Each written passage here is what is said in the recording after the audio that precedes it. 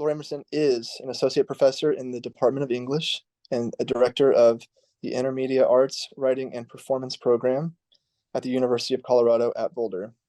She is also founding director of the Media Archaeology Lab, which you have, I'm sure she'll be getting into that. It'll be in the background today. And I really encourage you to check this space out. Emerson writes about media poetics, as well as the history of computing, media archaeology, media theory, and digital humanities. She is currently working on a cluster of research projects she calls Other Networks, or histories of telecommunication networks that existed before or outside the internet. She is co-author of the Lab book, Situated Practices in Media Studies, with UC Parikka and Darren Wershler, and author of Reading, Writing Interfaces, From the Digital to the Bookbound. She is also co-editor of 3 collections, the Johns Hopkins Guide to Digital Media with Marie-Laure and Benjamin Robertson, that's from 2014, and Writing Surfaces, the Selected Fiction of John Riddell with Derek Beaulieu, and The Alphabet Game, a bpNichol reader with Darren Wershler. So today, Laurie is going to be discussing how her research focuses on uncovering crisis points in past media, or points at which there was the possibility, never fully realized, for technologies that are definitely other than what we have now.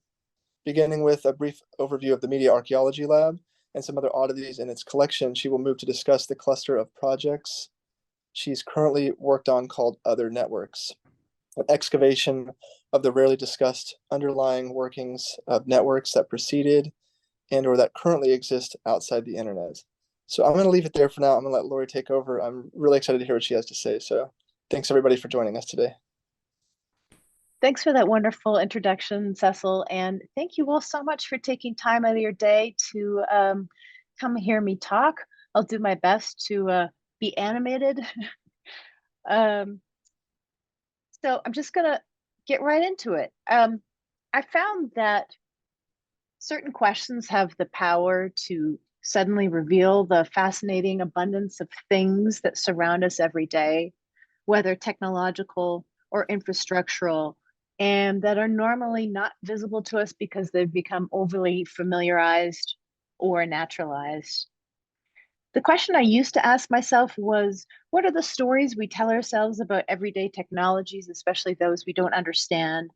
And from there, I could ask a nearly endlessly generative cluster of follow-up questions. But what exactly is this thing? How does it work? Why was it designed this way? How could it have been designed otherwise? And how could it be designed otherwise in the future? But especially since the pandemic laid bare the cracks in many of our socio-cultural, technological, and infrastructural regimes, the questions I've been starting with for the last couple of years are slightly different, and I admit they're a bit more cynical. So now they're more like, what are the stories we are told about everyday technologies, especially those technologies we're prevented from understanding? And how can we move away from these ungrounded stories to material fact? Here's another way of putting it. The ground of these questions is my longtime dedication to interrogating the interfaces, gadgets, devices, and networks we use every day, and then trying to persuade people to take a peek under the hood of these things to learn about how they work, how to repair them, how to maintain them, and even how to build them themselves. More and more, though, I'm interested in broadening my focus to include making visible the largely corporate and also ideological forces that are quietly generating stories in lieu of giving us access to materially grounded facts. Too often, these stories stand in the way of us understanding how everyday things work, and they also undermine our ability to think or imagine otherwise.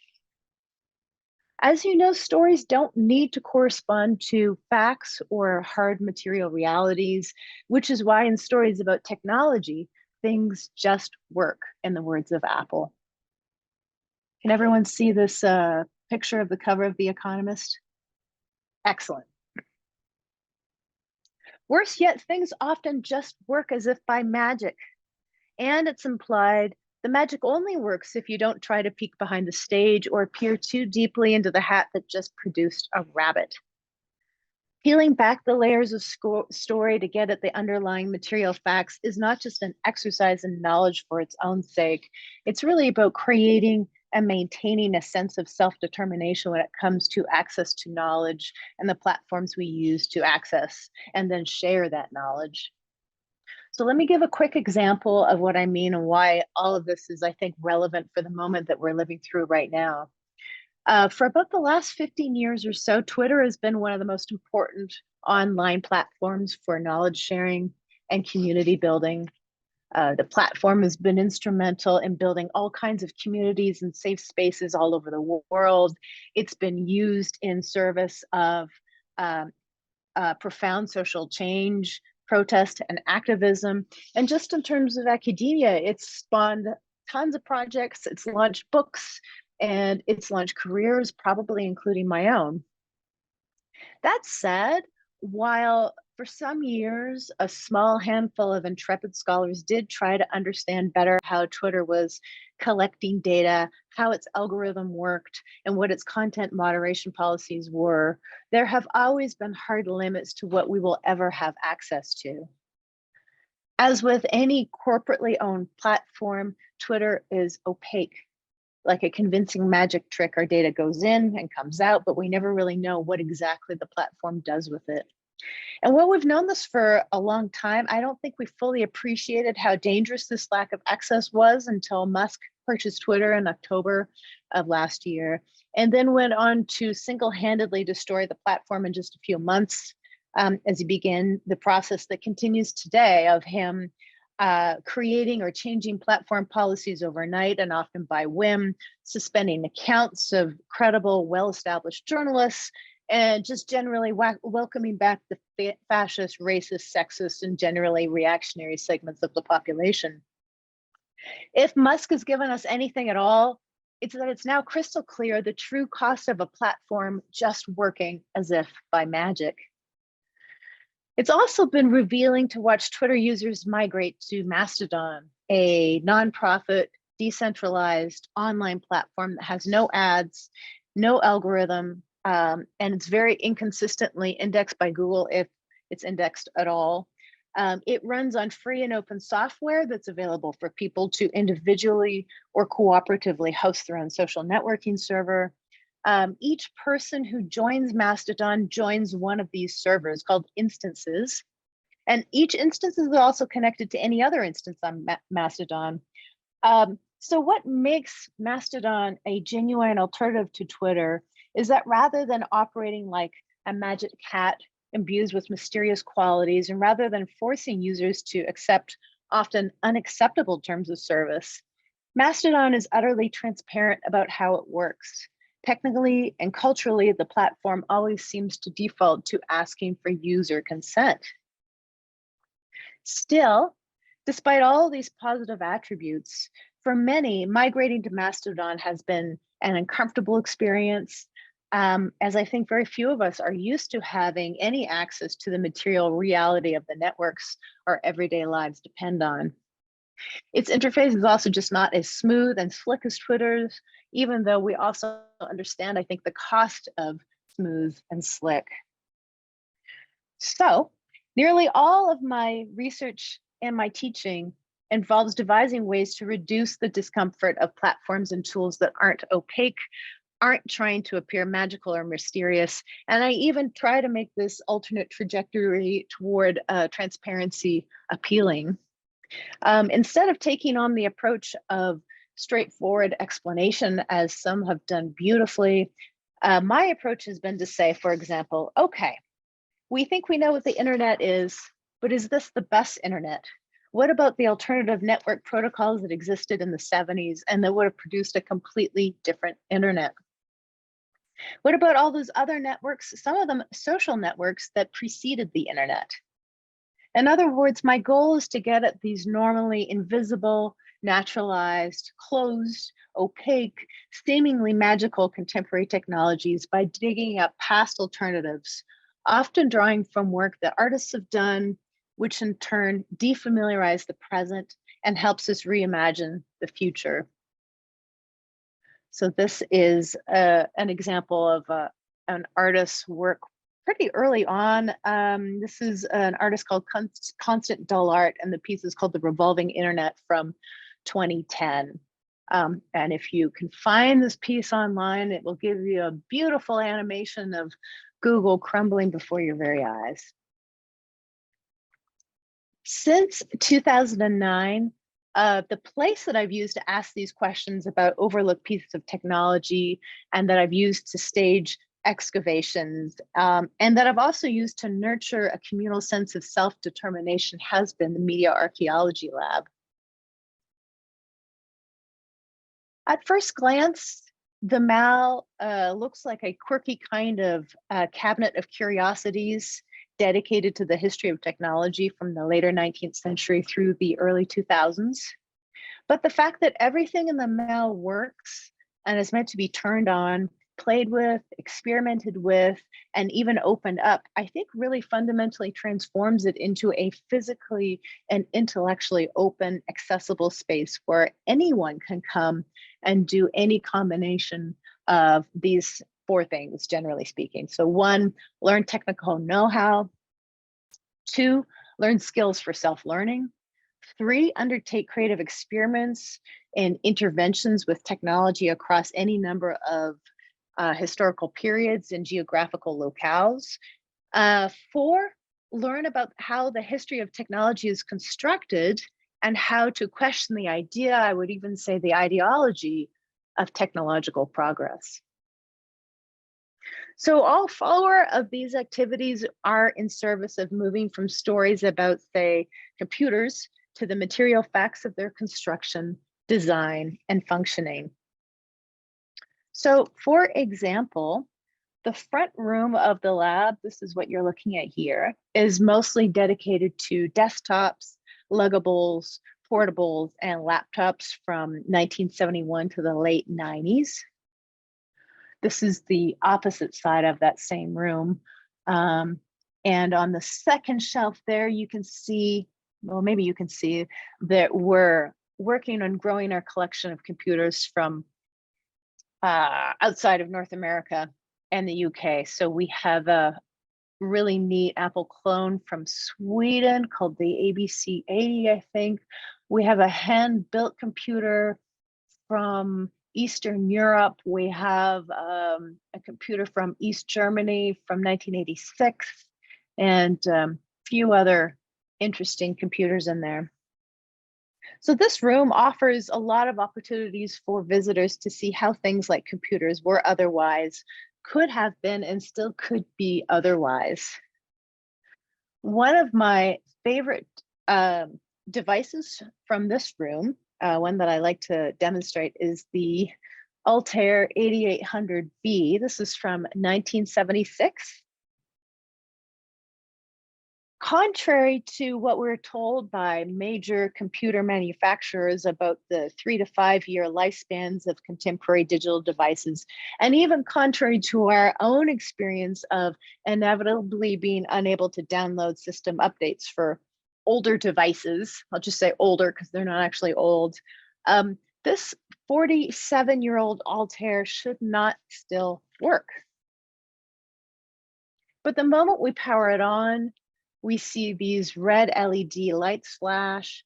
We hear the cooling fan begin its arduous work. I think the grip of the ideology of technological progress and planned obsolescence loosens just a bit as we experience what should not be the case.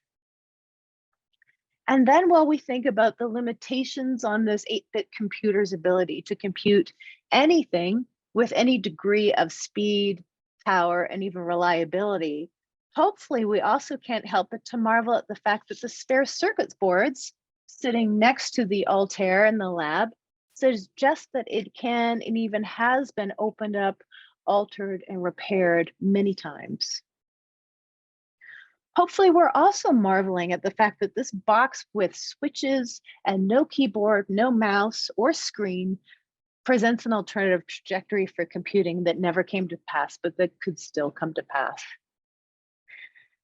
In other words, machines like the Altair 8800B show us an entirely different worldview that's not dominated by planned obsolescence or by an ideology of opacity, and that doesn't view speed and efficiency as the only viable criteria by which to measure so-called progress. Instead, the worldview embedded in the still functioning Altair is one that values slowness, care, maintenance, sustainability, openness, transparency, and even failure. And therefore, it's also one that, contrary to futurists like Elon Musk and tech companies like Apple, values the material conditions of our everyday lives. So just for the sake of sharing and for the sake of accuracy, here's some pictures from the rest of the lab. This is the back room. So to give you some context, the MAL is in a house on the edge of campus that's maybe from the 1920s that used to be used for family housing. So it has two very odd bathrooms and lots of little rooms and a kitchen. But we've done the best that we can with the space that we have. So again, this is the gaming nook and the back of one of the back rooms. This is our collection of analog media that includes some magic lanterns from, I think this one is from 1912, as well as various projectors and mechanical calculators. This is our listening corner to the right there. Hopefully you can see it's a Edison diamond disc phonograph player, which I think is also from 1912, 1913. Works by hand crank, no electricity, and it belts out incredible volume through the horn that's behind that green screen there. We also have an 8-track player, cassette player, record player, all kinds of goodies, as well as my partner's first generation iPod. If kids want to come to the lab and listen to some 9 Inch Nails or lectures by Lawrence Lessig. And here is our mobile phone collection that includes some really interesting and odd, like IBM prototypes of mobile phones that were never released from, I think it was 1991. And this is just a live action shot of people, because I realize a lot of the pictures of the lab that I show don't have any people. So we have, I'd say on average about, I don't know, anywhere from 50 to 200 people coming through the lab every week, countless classes from across campus coming in. But definitely the typewriters are the technology that seem to give students the most delight and joy. So the MAL has also evolved into a community enterprise. It has an international board of advisors that includes scholars, archivists, and entrepreneurs. It has faculty fellows from across campus. It has a regularly rotating cohort of undergrad students, grad students of all kinds who work in the lab, as well as a really wonderful, solid core of volunteers from the general public who just, I don't know, I think they see the value in the lab, and so they come in and they help us repair computers and help us run open house hours. We host reading groups, artist residencies, event series, retro game nights, workshops, all kinds of stuff. So over time, the MAL has really become less a lab, strictly speaking, and much more a communal enterprise that gathers around the objects in the lab. And as this has happened, the more it appears open and accessible, I think, to all kinds of people who themselves may have no background in programming, tinkering, making, or building. But these are people who understand that it's quickly becoming unsustainable to have no understanding of how our everyday technologies work and no understanding of how we might build alternatives.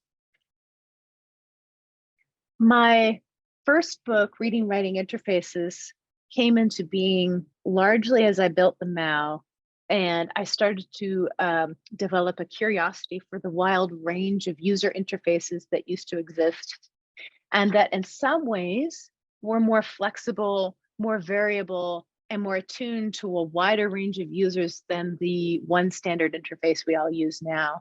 So what you're looking at here is an image of the desktop of the Xerox Star computer that came out in 1981 as the first publicly available graphical user interface. In 81, I believe this computer cost $16,000, which would be over $50,000 in 2023. A genuine alternative, but bananas expensive. There were clearly stories about one so-called user-friendly interface. This is the graphical user interface we all use now. And then there were material facts surrounding the wide range of other possible interfaces that were arguably actually much more friendly. So at the same time as Darren Wershler, UC Parikka, and I wrote the lab book, Situated Practices in Media Studies, as a way to document all of our combined experiences with researching, building, running, and maintaining labs at 3 different institutions in 3 different countries.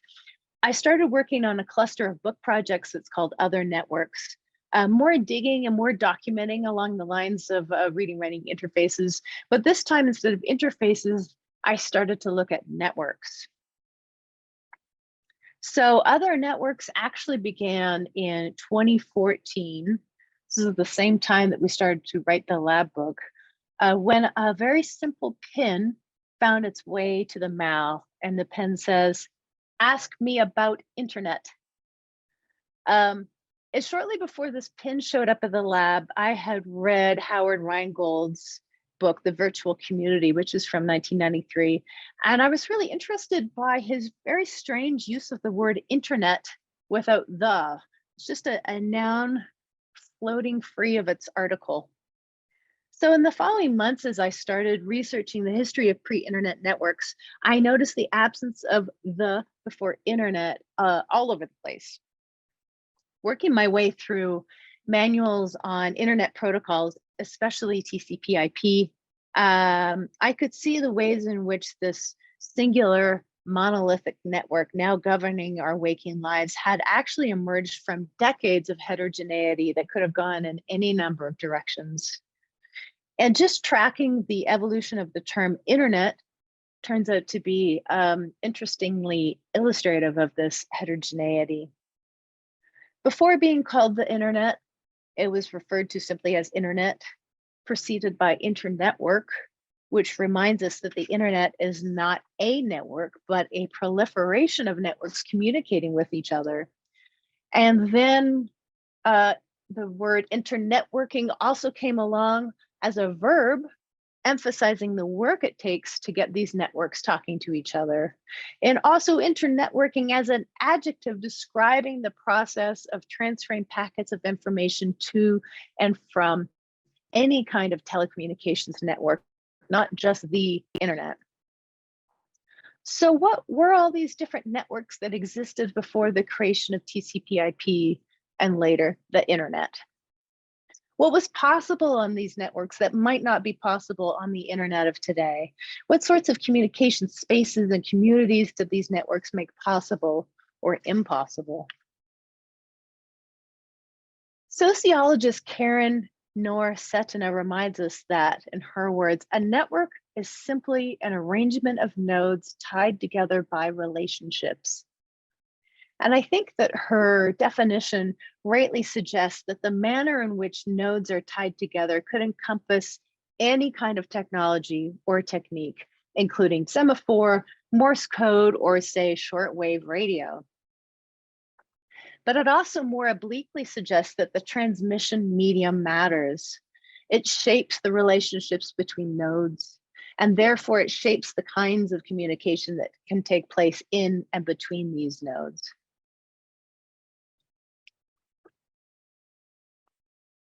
So while the excavation of alternative models of networks is important for the sake of a full historical record, it's also important for giving us tools to imagine how networks might be different.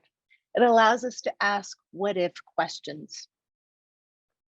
My project then, Other Networks, tries to demonstrate the possibilities of past and present alternative networks all over the world, not just from the US, as a way to globalize and pluralize histories of the internet, and to empower readers to reimagine the future of the internet as the future of networks. So the project includes 3 different books. And by the way, I don't recommend trying to write 3 books at the same time.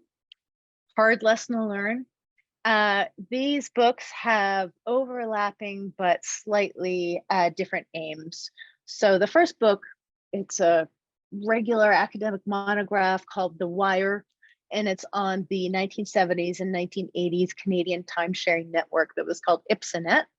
And it looks at how the 3 undersea cables that IPSANet ran on shaped the artist networks that it hosted. So what I am trying to do with that book is to really take serious so-called hard materialist approach and begin from the cables at the bottom of the sea and work my way up to see what difference those cables make to what appears on the surface of these networks.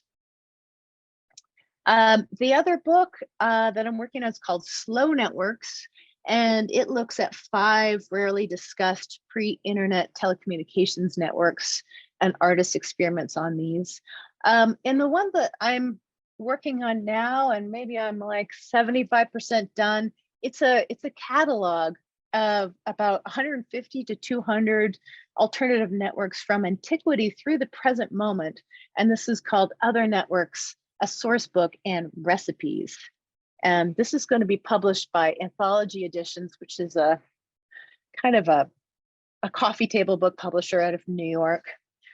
So this is what I'm going to focus on for the rest of my talk today. With thousands of normally hard to find sources I've included in hopes that the catalog might spawn dissertations and book projects, and with a section dedicated to easy DIY recipes for how to build your own networks, my goal with this book is to reach not only scholars in media studies, information science, and media studies, but also the very active, intellectually curious, and creative folks in and around engineering that I've been engaged with for the past decade or so.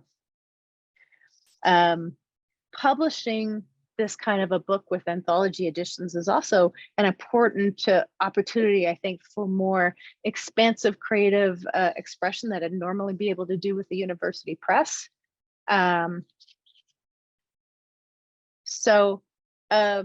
But I have to say, despite all of the creative freedom I'm enjoying in writing this book, it's also been a lot more intellectually challenging than I thought it would be.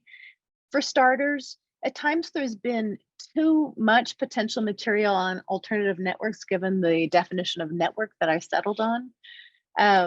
If the point of Other Networks is to reignite our sense of the possible, then network can't be limited to just a reiteration of what we already have, which is computers linked together by a combination of corporate and government-owned wires, cables, wireless technologies, protocols, and software, whose underlying workings we never have access to. But if again, a network is, in Nora Setina's words, an arrangement of nodes tied together by relationships, then why couldn't a book be a network, or a library, or pigeons, or ponies? And of course, if we're including pigeons and ponies, then why not include mushrooms and trees? And spoiler alert, as long as I'm not too long-winded with the other entries, I am going to write entries on pigeons, ponies, mushrooms, and trees. This problem of what a network is also inevitably slides into even more difficult problems of how to organize this wildly heterogeneous mess of other networks into a coherent taxonomy, and then problems of how to consistently describe each network. I wanted heterogeneity, and oh my gosh, did I ever get it? As scholars of infrastructure and standards have taught us, classification systems and taxonomies don't just neutrally organize pre-existing knowledge. For better and too often for worse, they are arbiters of what counts as knowledge, and they also shape the way we approach knowledge. So in the case of other networks, since one of the overriding goals of the project is to move away from stories about the internet, or just away from narrative accounts of networks that focus largely on what is transmitted rather than the underlying technologies, media, and infrastructures that do the work of transmitting, I decided to organize the catalog by transmission medium. So wired, wireless, hybrid, and my favorite transmission medium, imaginary. So for example, under wired, there are entries on telephone-based, telegraph-based, Ethernet-based, and cable-based networks. Under wireless, there are entries on electromagnetic networks that transmit optically or by radio or by microwaves. And what you're looking at here is a really amazing illustration of a microwave tower. Not recalling the decade right now, I think 1940s or 50s. There are also entries on networks whose transmission medium is sound, paper, air, and water. These are pneumatic tubes that you're looking at, along with entries that I haven't written yet on fungi, bacteria, plant, and animal networks. The hybrid networks are wired and wireless, and the imaginary networks include truly other or othered networks like necromancy and telepathy, and more serious, or at least more academically sanctioned and nearly realized networks such as Paul Otlet's Mundanium, Vannevar Bush's Memex, and Theodore Nelson's Xanadu.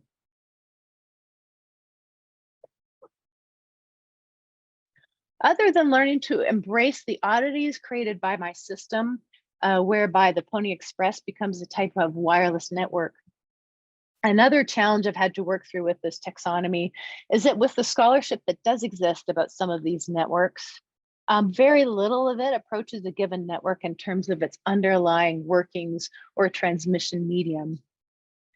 For example, I spent probably a month and a half wrestling with facsimile, or what most of us just called fax in the 80s and the 90s.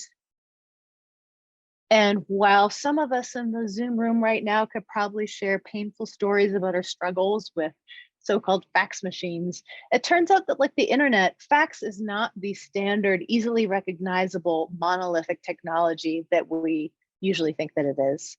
Instead, it's a really complicated cluster of analog and digital technologies and techniques for transmitting images by scanning them line by line and encoding the scan into a signal that's transmitted either over phone lines or over high frequency radio waves.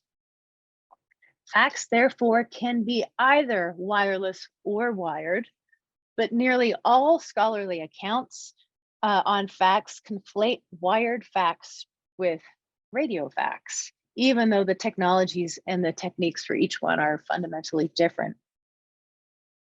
It's also true that since facsimile has existed since the late 19th century, nomenclature has confused things a lot, as the first wired facsimile machine was called the electric printing telegraph. This was then followed by the pentelegraph, the scanning phototelegraph, the telephane, and so on. Once radio fax was invented in 1908, names range from the more generic terms like radio photogram, message facsimile, document facsimile, and these days it's radio fax is often conflated with weather fax or we fax, or even HF as in high frequency fax. But then also going back to its origins, names for these radio fax machines were often named after their inventors. So we have the photograph, I think this is the photograph, the Cooley ray photo system, and the Finch facsimile system. Not surprisingly, as the different names for facsimile disappeared over the course of the last century, so too did the different technologies and techniques. So Here's just a few examples of what I've found of what's largely disappeared from the historical record. So it starts with this Finch facsimile system that you're looking at right now on my screen. William G.H. Finch was quite successful for a time at bringing radio fax into individual homes as he pioneered the Finch facsimile system. This is where local AM radio stations would transmit newspapers overnight to subscribers' Finch systems, and it would come out of the radio as this continuous scroll that you're looking at. The first transmissions took place in 1933, and by 1937, the FCC authorized a radio station in St. Paul, Minnesota to broadcast radio faxed newspapers. Another example, from the late 40s until the mid 50s, Western Union experimented with a telecar system. This was, in their words, a modern message center on wheels which receives telegrams on radio and facsimile while cruising in outlying areas, virtually a telegram center on the doorstep.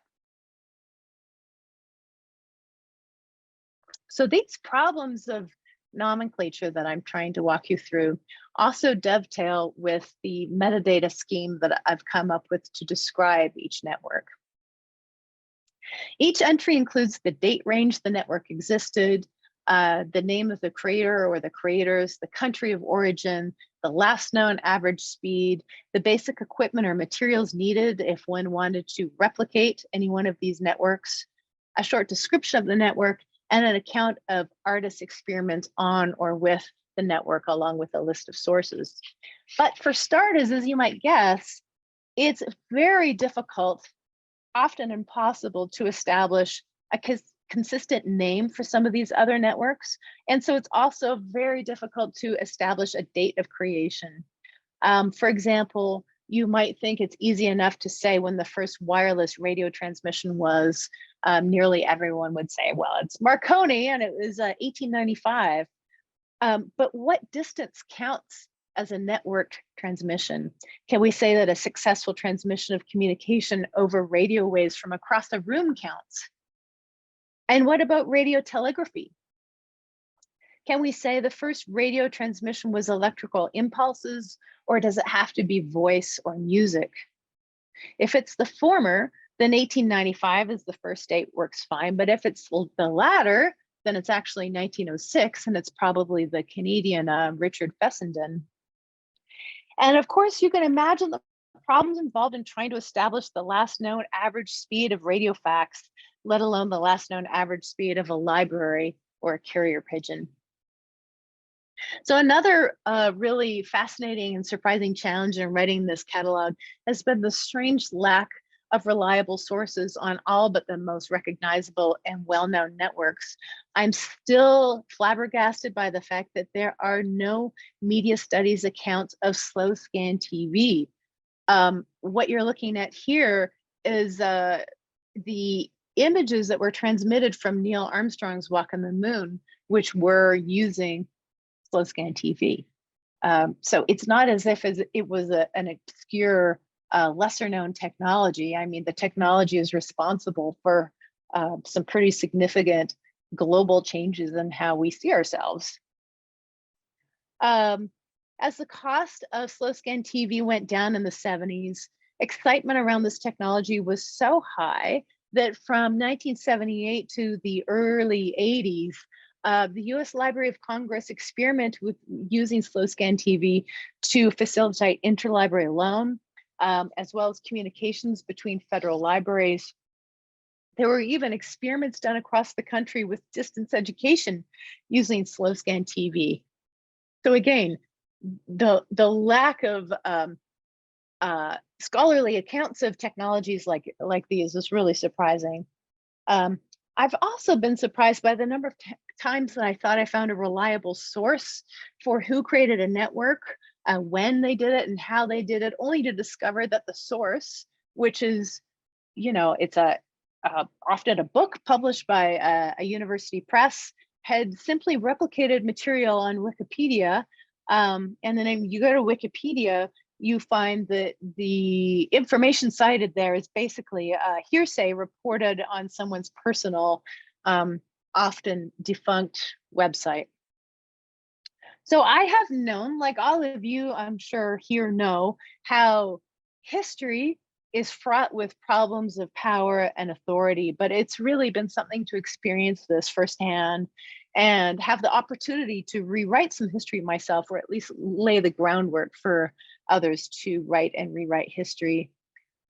So moving into the final part of my talk, I mentioned that each entry includes an account of artist experiments with or on the network. And since I started working on this project, I've really come to appreciate even more deeply than I did with my first book, how, and Marshall McLuhan's words, the artist senses at once the creative possibilities in new media, even when they are alien to his own medium. The artist is the historian of the future because they use the unnoticed possibilities of the present. And then a year or two later from that quote, McLuhan landed on this phrase, probes, talked about artists as probes. And I think all of my work begins and sometimes departs from accounts of artists probing the limits and possibilities of what was at one point a new and exciting network. So without these accounts of artist experiments, I think other networks would really be nothing more than a mildly interesting history of network technologies. So this is where those two scholarly monographs come in that I mentioned, The Wire and Slow Networks. In The Wire, I'm trying to make a familiar argument against what Nick Montfort called some years ago screen essentialism, or accounts of the digital that only account for what happens on the screen. So instead of the vast majority of existing scholarship on early net art from the 70s and 80s, which was then called telematic art, this is scholarship which mostly replicates narrations about the art that was produced. My goal in The Wire is to add some much needed deep archaeological layers to the scholarship by focusing on that time-sharing network, IPSANet, that I mentioned.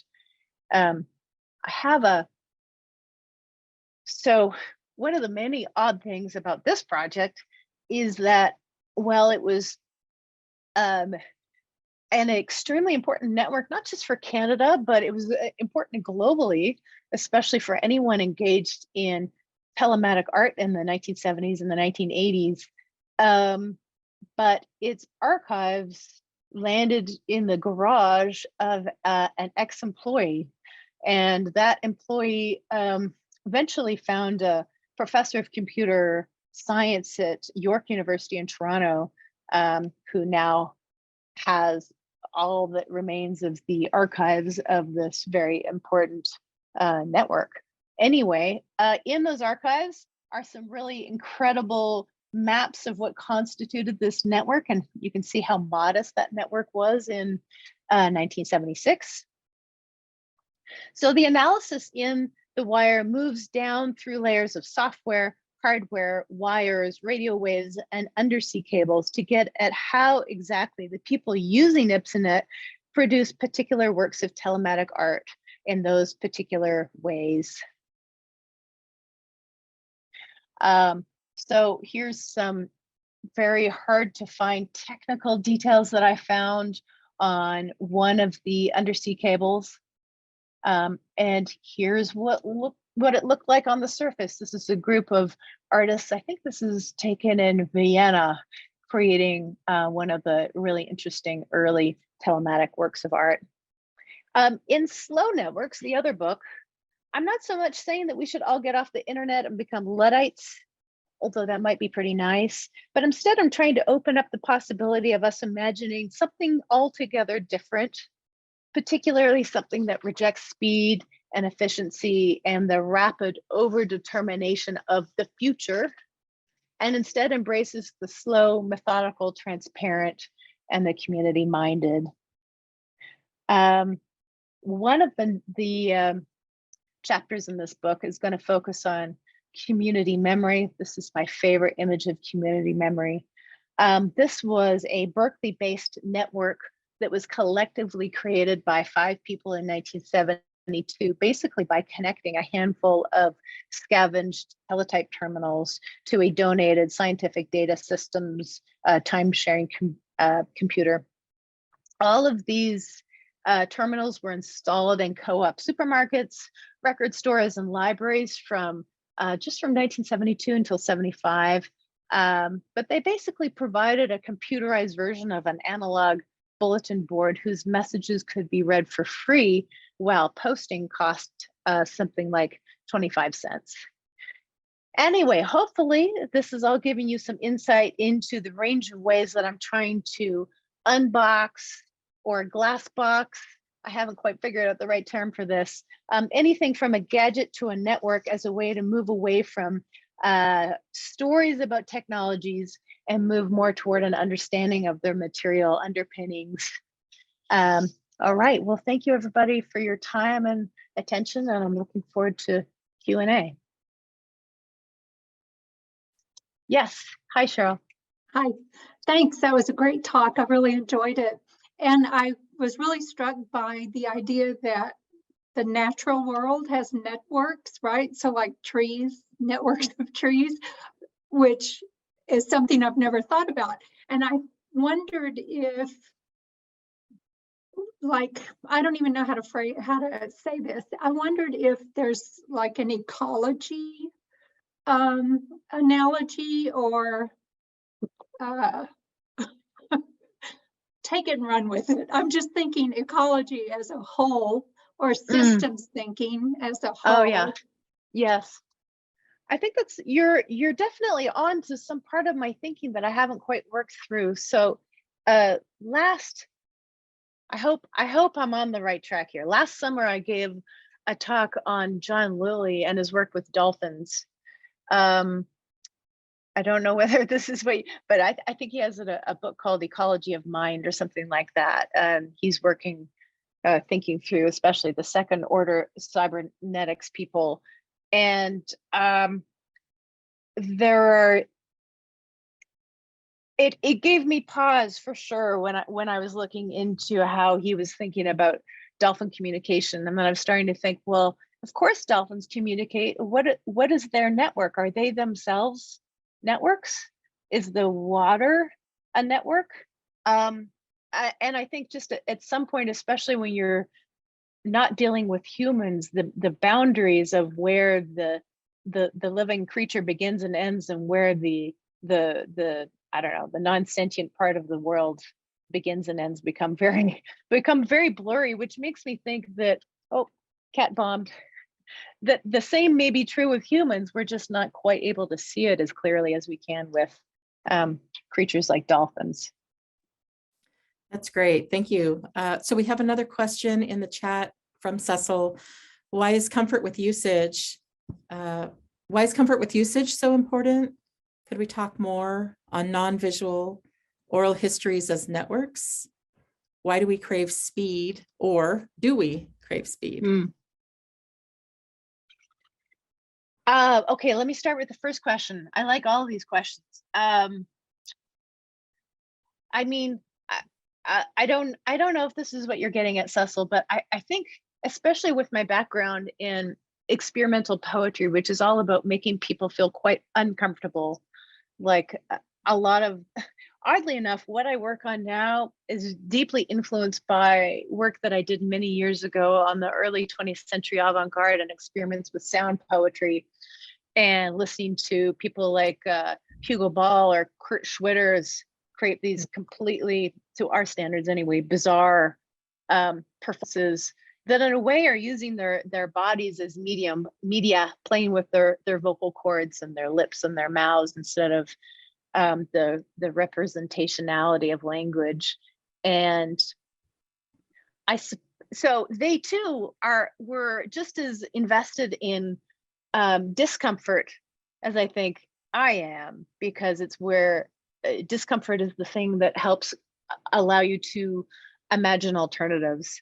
And the comfort, my reading of what is going on increasingly throughout the 20th century and the 21st century, is that comfort is entirely tied to capitalism and profit making, and every time a new technology comes along that claims to make you more comfortable, things easier, seamless, more natural, inevitably means that you're losing something potentially significant, like privacy, for example, is just the quickest example. And I think relatedly, I'm not sure that we crave speed.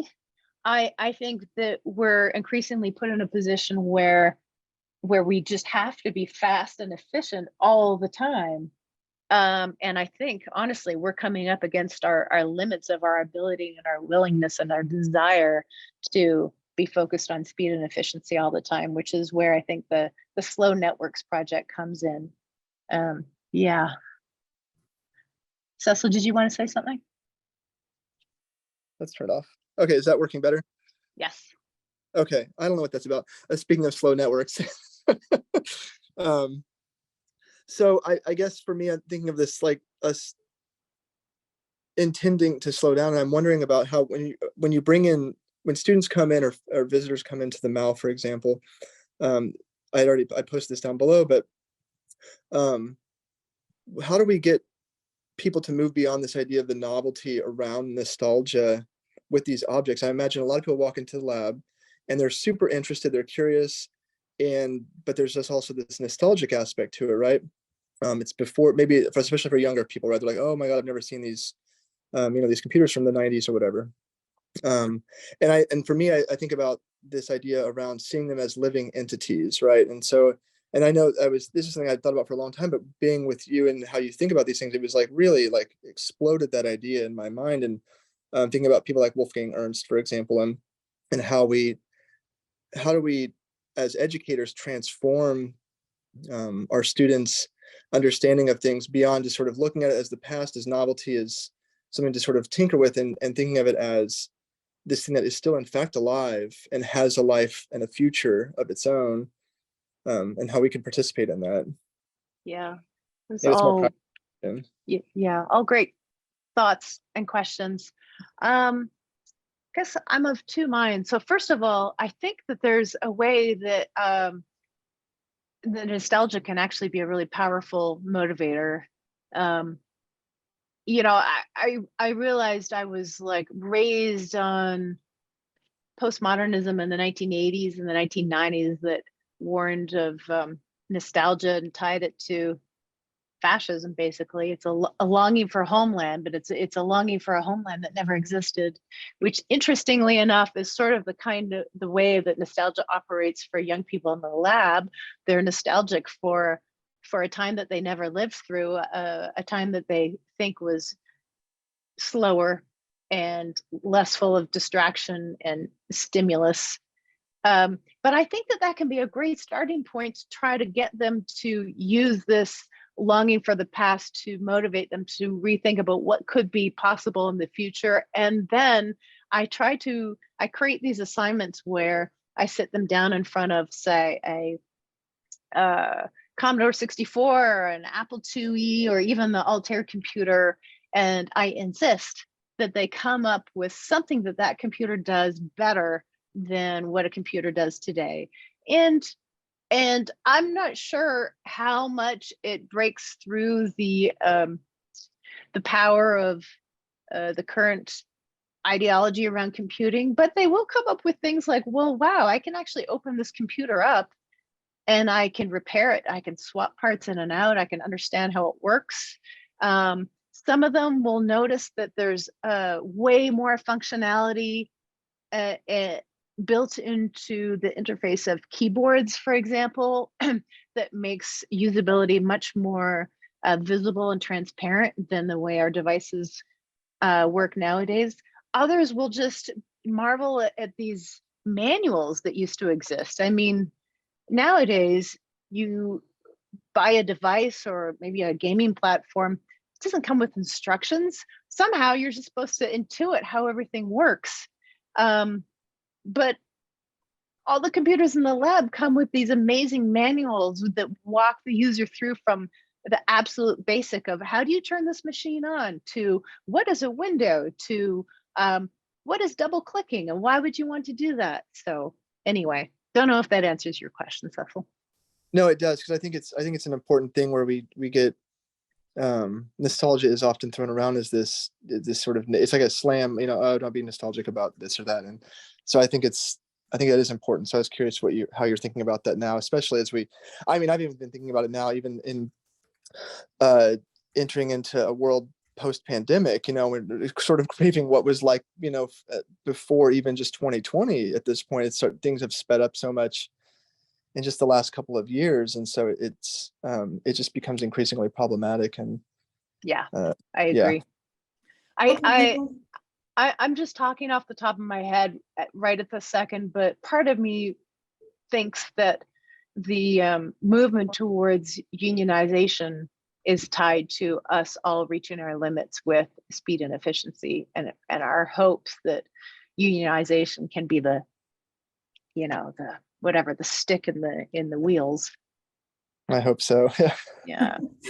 Thank you, Laurie. We have one final question before we have to go. Selena, do you want to share your question? Yeah, so I was very curious about how you put together your collections. So my question is twofold. First, it's how did you decide what to put where and how to organize it in your collections? What kind of story were you telling when you chose different items, perhaps from the same time period or different time period with the same function? And then on top of that, if we still have time, could you talk a little bit about as you work through patterns of these collections, do you find a repeating historiography of the pattern of pattern telling in terms of how we describe our own history? And I could clarify that question later if we have time, but can you tell us more about your collection patterns? Yeah. Gosh. I have almost too much to say about that. So a lot of the things that we did when we wrote the lab book was to actually break apart the role that infrastructure and space and apparatus and even policy plays on labs and the way labs are organized. And a lot of my thinking on that came out of the fact that we're on a campus where space is at an absolute premium. I mean, space is like the place where the nastiest battles play out and the most bizarre political intrigue.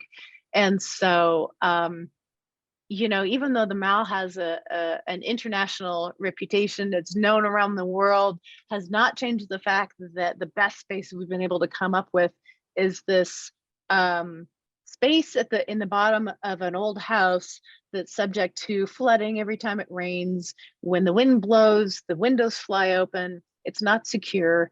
And most troubling to me is that it's utterly inaccessible to anyone with mobility issues. You have to go down a really steep set of stairs to get to the front door.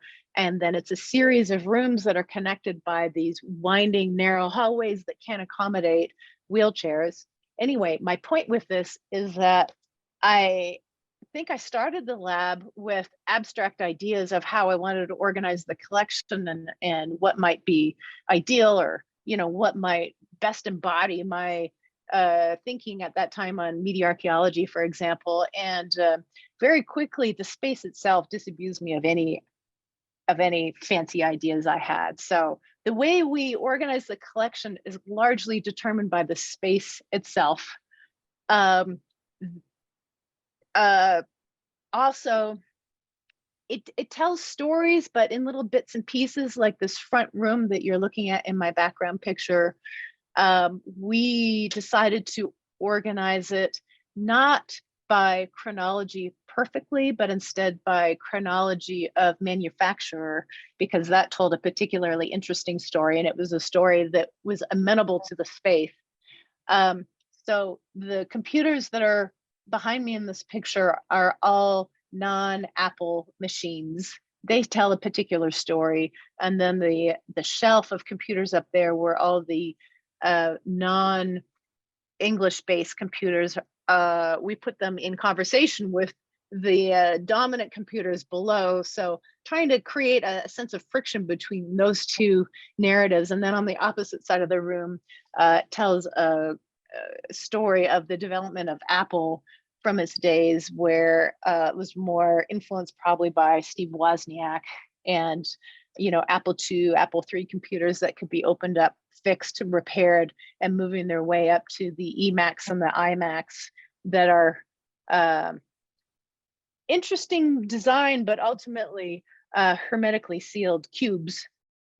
So also, in principle anyway, I've really wanted to get people thinking about how history is constructed. And maybe this gets to the third question that you asked me about historiography.